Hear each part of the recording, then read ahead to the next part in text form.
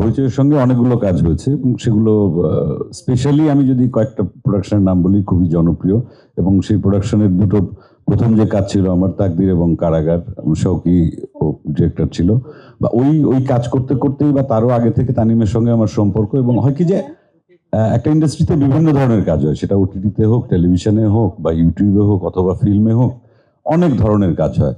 তা আমরা আসলে সেই ধরনগুলোকে আলাদা করেই এগোতে চাই, এটা আমার ইচ্ছা এবং আমার রুচির সঙ্গে, বা আমি কোন ধরনের গল্পে কোন ধরনের চরিত্রে অভিনয় করতে চাই, বা কোন ধরনের দর্শকের জন্য কাজ করতে চাই।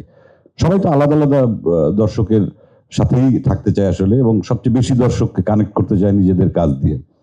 তানিমের সঙ্গে পরিচয়ের পর থেকেই ও মানুষ হিসাবে যেরকম, বন্ধু হিসাবে যেমন, ছোট ভাই হিসাবে যেরকম, সেই সাথে ওর পড়া, যেটা মোশাররফ বললো যে ওর পড়ালেখার যে অভ্যাস, সেই জায়গা থেকে ওর যে রুচির, যে কাজের যে রুচিটা, সেই জায়গা থেকে খুবই আমি আন্তরিক সম্পর্ক ওর সঙ্গে, এবং ওর সঙ্গে কাজটা আসলে অনেক আগে থেকেই করতে চেয়েছি বা করেছি কিছু কাজ।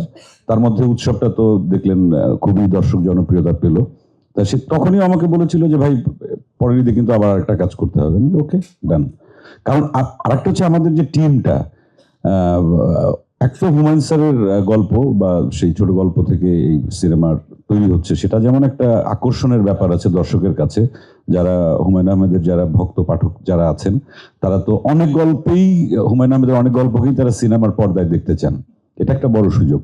আর হচ্ছে যে কোয়ার্টিস্ট আমরা যারা আছি, দীর্ঘদিন আমরা কাজ করেছি, এবং আমাদের যে মোশাররফ যেটা বলো না, ওঠা বসা, আন্তরিকতার সম্পর্কটা এতটা গভীর যে আবার একটা রিইউনিয়নের মতো। এটা এটা আমরা কিন্তু আসলে কাজটা কি করব, অবশ্যই চেষ্টা করবো ভালো কিছু করতে, কিন্তু আমার মনে হয় যে আমরা যারা এখানে আছি সবাই কোয়ার্টিস্টদেরকে অনেকদিন পর একসঙ্গে একটা কাজে আমরা পাচ্ছি, এবং একসঙ্গে একটা কাজ করব, একটা জার্নি করব।